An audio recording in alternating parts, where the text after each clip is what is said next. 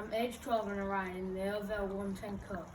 My highlights of 2020 was learning to ride a bike, winning the Rider's Choice Award, making loads of friends in the paddock, and also testing out loads of different tracks and seeing which ones are my favourite. My two favourite are Three Sisters and Teesside. My goals for 2021 are to keep improving, get faster, have fun, and I'm looking forward to getting back on track with all my friends.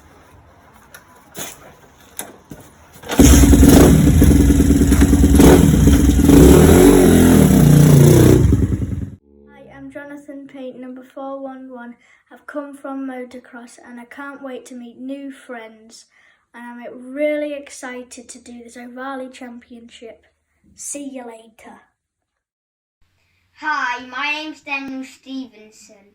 I ride under the number 11 and my highlight of the year was at the last round at Teesside because I didn't qualify.